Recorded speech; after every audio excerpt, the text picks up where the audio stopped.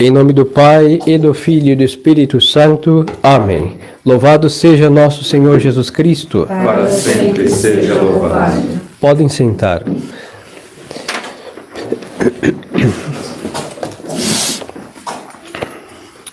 Estimadas almas, hoje, dia 19, é a festa de Santa Juliana de Falconieri. É belo que em algumas festas, alguns santos, por terem sido devotos do mistério que celebramos, a Igreja os coloca perto. Por exemplo, estamos dentro da oitava de Corpus Christi, e ela foi muito devota do Santíssimo Sacramento. E quando ela foi receber a sua última comunhão, que é chamado viático, quando a pessoa está com o uso da razão, mas já preparada para morrer, o sacerdote tem uma fórmula específica, um rito a ser observado para dar a última comunhão. Viático, por causa que o nome quer dizer caminho, não já é a comunhão para preparar para a eternidade. Ela não podia engolir a santa, isso acontece, e o que aconteceu? Ela desejava tanto comungar que a Sagrada Hóstia das mãos do sacerdote, ela comungou pelo coração. Nosso Senhor saiu das mãos do sacerdote e pelo peito ele entrou em seu interior e ela comungou. Não via boca porque estava impedida, mas comungou porque quem deseja Nosso Senhor não fica sem ele. Ela estava impedida por aqui, mas não pelo seu coração. E justamente é providência, a sua festa está perto de Corpus Christi. Ou cai dentro da oitava, ou cai no dia de Corpus Christi, ou cai vizinha, sempre.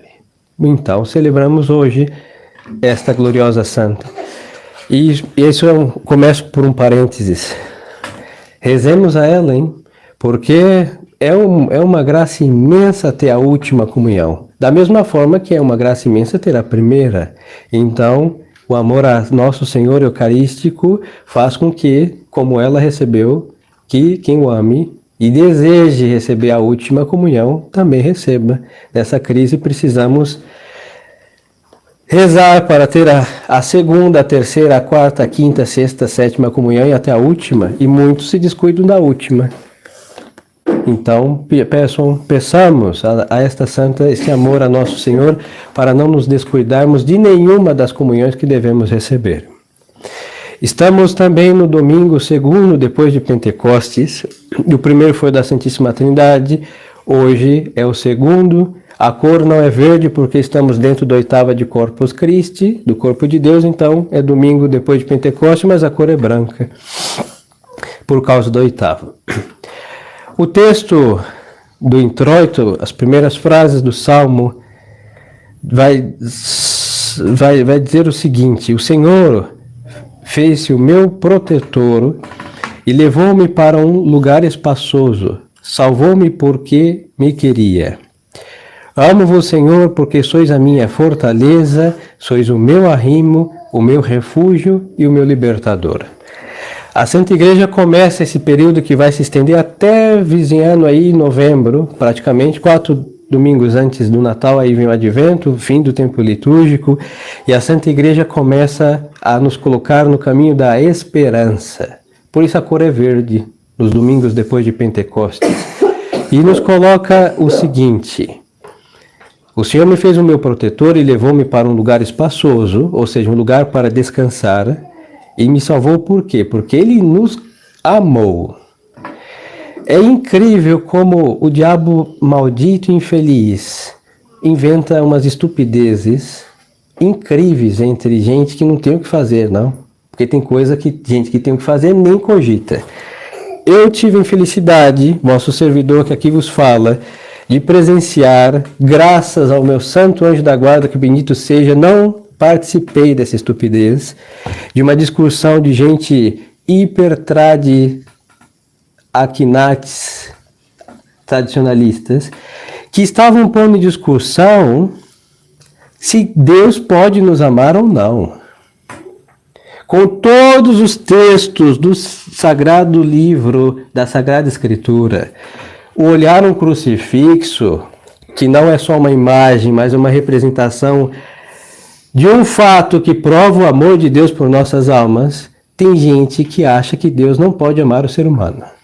E por quê? Porque nós somos mazelas. Isso daí realmente mazelas somos. Mas Deus não ama nossas mazelas. Deus ama o quê? Que nós somos a sua imagem e semelhança.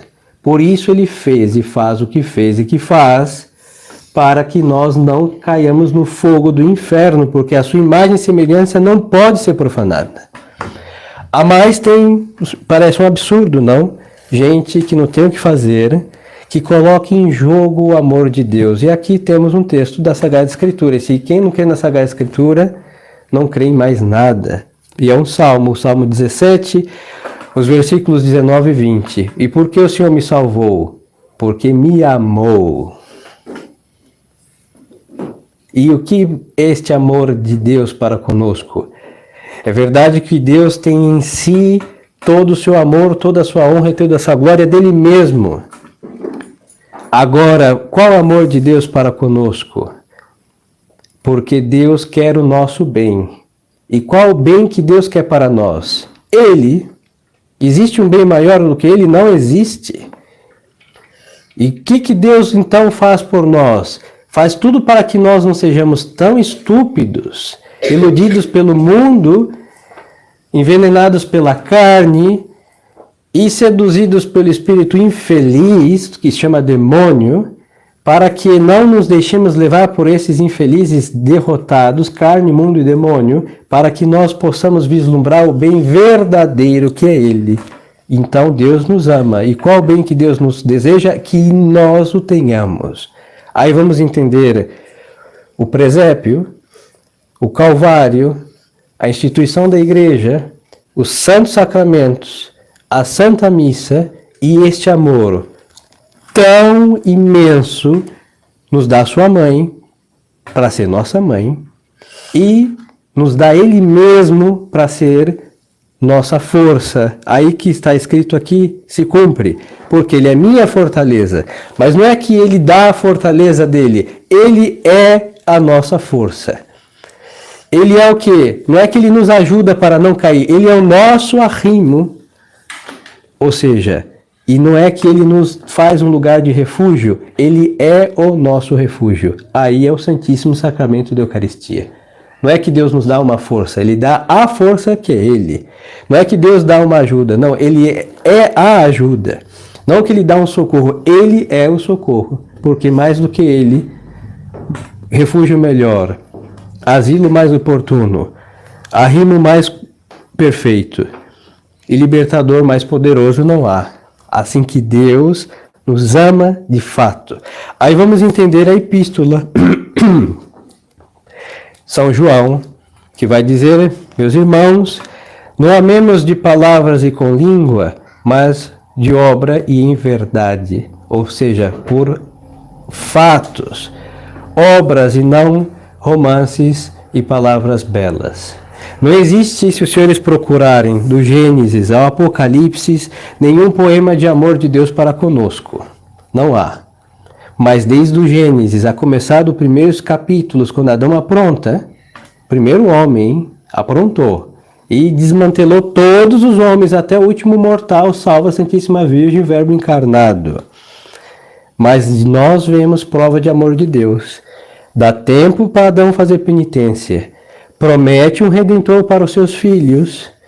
E aí fala pelos patriarcas, institui a igreja do Antigo Testamento por Moisés, o culto e como Deus deve ser adorado, fala pelos profetas, e até que venha nosso Senhor falar Ele mesmo, para que não nos deixemos mais resistirmos à sua voz.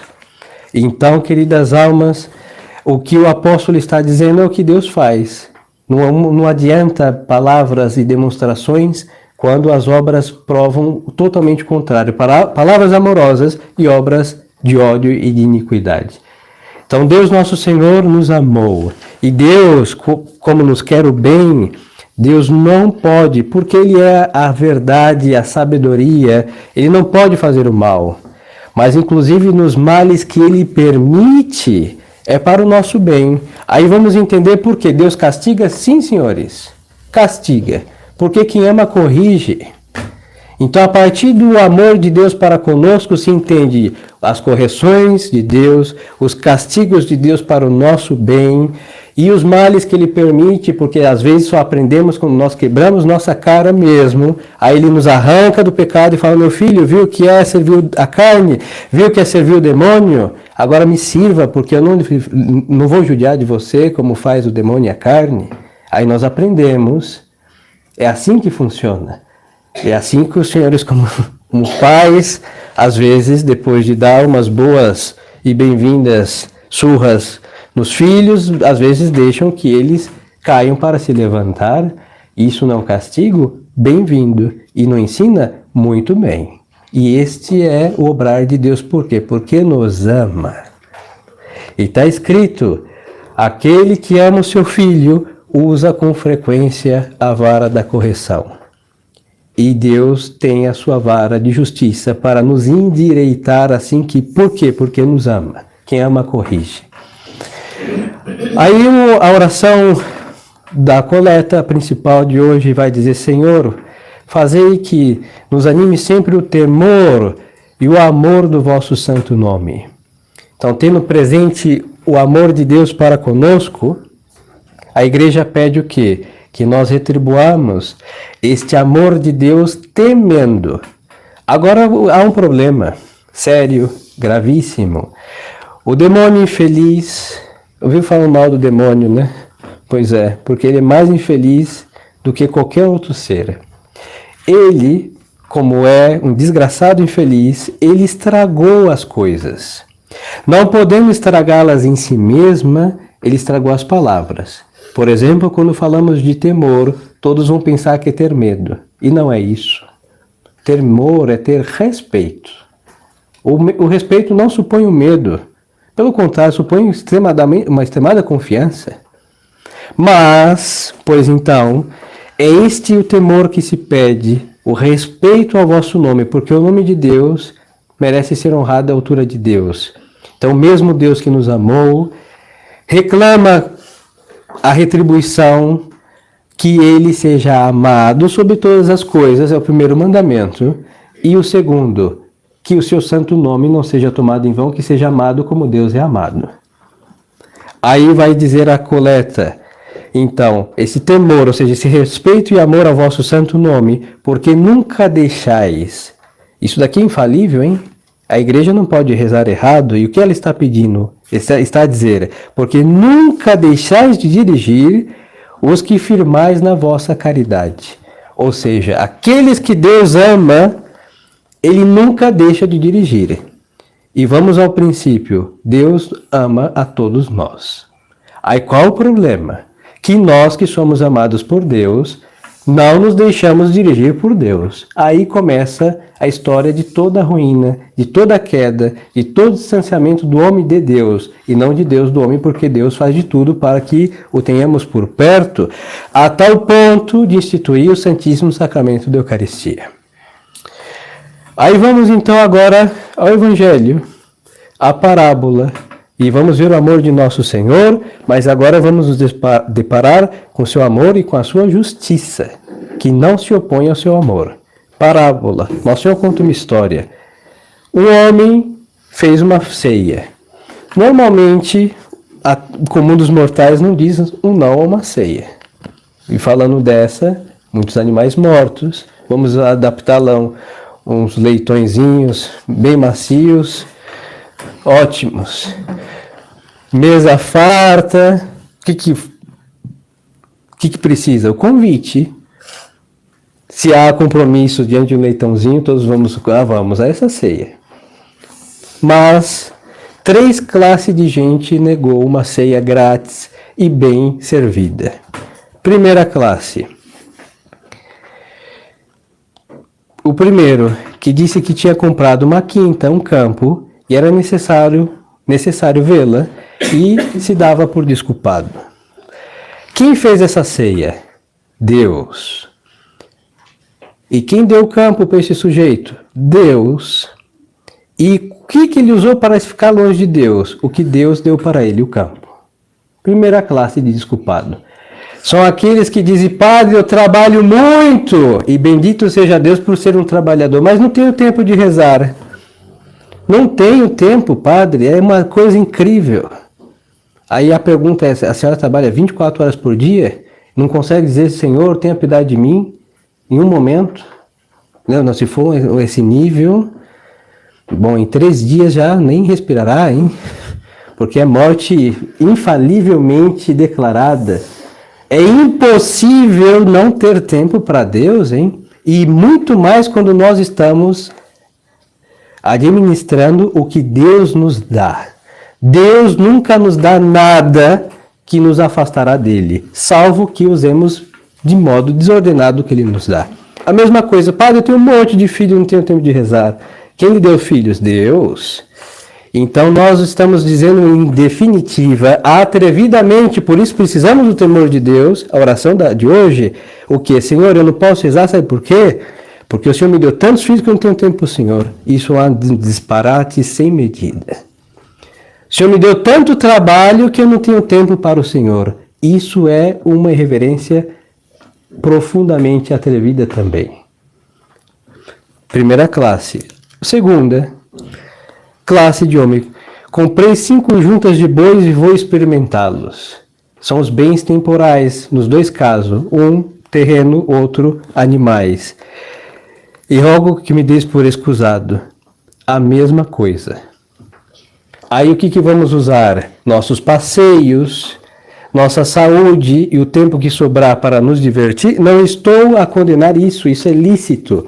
Mas quando deixamos de dar a Deus o que é devido a Deus para ter mais tempo para essas coisas, nós estamos administrando pessimamente o que Deus nos deu. Nossa querida saúde e o tempo que nos resta. Para descansar, um santo e bem-vindo passeio, sim, mas nunca haverá um passeio que possa tirar o tempo da santificação do domingo, da missa, quando possível. Isso é um mau uso deste presente de Deus. E o outro... Casei-me e por isso não posso ir. E voltando o servo, o que ele fez? Que é Deus. Mandou chamar todos por praças e ruas, paralíticos, mancos e cegos. Porque os que ele tinha chamado usaram o chamado, que é uma graça, para dizer não. E o dom que Deus tinha dado, porque é uma razão a mais para ir à ceia. Ele me deu o terreno, ele me deu os bois, ele me deu a esposa, então uma razão mais para comer e aproveitar e se deleitar na ceia de Deus. E o que ele fez? Não foi. Salvando a ceia, porque a missa não é uma ceia, é um sacrifício. Esta é a história das almas que não comungam. Quantos não vêm se confessar e comungar porque têm os seus campos e um monte de coisa por administrar? E não agradece a Deus para comer da sua carne e beber do seu sangue, para ter o quê? A prudência de fazer aquilo render e fazer tantas virtudes com aquilo rendendo. E vai usar o quê? Para si, para a sua vaidade e não para a sua santificação e para o bem dos seus. A mesma coisa, a administração de juntas do boi se entende por todos os bens econômicos. E tem gente que nisso coloca o seu coração e se perde. Por isso a pobreza... Aí vem o castigo, não que a pobreza seja um castigo, mas às vezes começam a perder, hein? Ganham tudo e perdem de uma hora porque há uma misericórdia de Deus para abrir os olhos e diga, olha, não fiz seu coração em coisas que nós vamos perder. Mas Deus deu para muitos o êxito e as pessoas usam o êxito para se afastar de Deus. Isso é absurdo. E aí o casamento é a mesma coisa. Casei-me, por isso não posso ir. A história Aí tem, o homem é complexo. Normalmente os homens são complexos e não vêm à missa. A impiedade nos homens é muito forte. Às vezes o homem é piedoso e a mulher é impiedosa. Aí um culpa, ele não vou porque ele não vai, ela vai, eu não vou. Ela reza muito em casa, é um monstro. Os filhos também, padre, comungam e chegam em casa parecendo um exército de muçulmanos. Aí qual que é a história? A mulher santa santifica seu esposo, São Paulo, reze e pratica as virtudes, e aí um atrai o outro. E por que não acontece? dá por descusado. Senhor, é o que o Senhor me deu, já tenho trabalho demais e não tenho tempo para o Senhor. E aí se afastam do Santíssimo Sacramento, que é este mais honorífico, no sentido de manducar, de comer, banquete que Deus fez para nós. E aí, queridas almas, o que acontece? Essas almas ficam pelo caminho. Morrem afogadas pelos seus bois, morrem perdidas nos seus campos e morrem sozinhas com seus numerosos filhos e filhas e parentes. Por quê? Porque tudo isso é nada diante daquele que deu tudo isso para nos aproximar mais dele e usamos isso para se afastar. Qual o remédio disso? Comunhão. Comungar. E aí vamos saber usar os dons de Deus como Deus quer que nós usemos dele para nos aproximar cada vez mais de nosso Senhor. Aí vamos ao ofertório. Voltai, Senhor, e salvai minha alma, salvai-me por vossa misericórdia. É o que diz na antífona depois do credo. Porque assim, só voltando para Deus, que vamos ter a misericórdia de Deus. Caso contrário, é o que acontece com esses que usam mal os dons de Deus, no sentido, inclusive, temporal. Eles vão ficar no meio do caminho, porque Deus vai chamar outros que vão corresponder, e eles que foram chamados, Deus não vai insistir. Aí entra a liberdade, o livre-arbítrio mal usado de cada um. É a história de cada um que ficou pelo meio do caminho. Aí a igreja insistindo para arrancar essas resistências, vai dizer na coleta que este sacrifício que oferecemos em honra do vosso nome nos lave, Senhor, dia a dia e nos guie na prática da virtude. Nos lave porque todos nós temos uma nódoazinha de algum boi ou campo, por algum momento ficamos longe de Deus por causa deles. Algum momento usamos como desculpa filhos e parentes para não rezar e não ir à missa. E aí ficam nódoas. É por aí que o diabo nos pesca, porque fez uma vez, faz duas. Fez duas, faz três. Fez três, faz quatro, e assim por diante. E ao romper, ao se purificar, ao arrancar esse laço, aí ficamos blindados. Por isso a Santa Igreja, como nossa mãe, que tem a intenção de nos levar a Deus, ela clama por nós e pede esta graça. Então, queridas almas, comunguemos. Comunguemos e comunguemos com as santas e tão devidas disposições e não deixemos que as nossas ocupações nos afastem de Deus. Pelo contrário, elas clamam por Deus. Basta olhar a jornada de qualquer mortal. Tantos problemas desde do deitar ao se levantar, desde que estamos acordados cada instante. Quantas dificuldades! Sem Deus, isso se torna um inferno. Sem oração, isso se tornam coisas impossíveis. E assim a vida dos mortais que vivem aí, sem nosso Senhor, e às vezes com muitas razões para estarem muito melhores, mas quando falta Deus, falta tudo. Tudo. Pode-se ter saúde, pode-se ter toda inteligência, mas sem Deus o inteligente é um nécio. O rico é um miserável. E o saudável é um doente e profundamente insano. Porque só Deus que mantém o equilíbrio de todas as coisas, o bom uso, o êxito, e fazer com que com este equilíbrio tenhamos a paz da presença de Deus. Que é o que o homem não tem, porque não tem Deus, não tem a sua paz. Então peçamos ao comungar esta graça, a presença real de nosso Senhor arranca o nosso coração destes dons mal servidos, mal usados. Então precisamos, não é renunciar os campos e os bois e o matrimônio, não. É realmente colocá-lo nos seus devidos lugares, mas quem vai colocar nos devidos lugares? A alma sensata com a vida de nosso Senhor no Santíssimo Sacramento da Eucaristia. Então façamos isso, porque isso é necessário para obter a nossa salvação. Louvado seja nosso Senhor Jesus Cristo. Para sempre seja louvado. Em nome do Pai, e do Filho, e do Espírito Santo. Amém.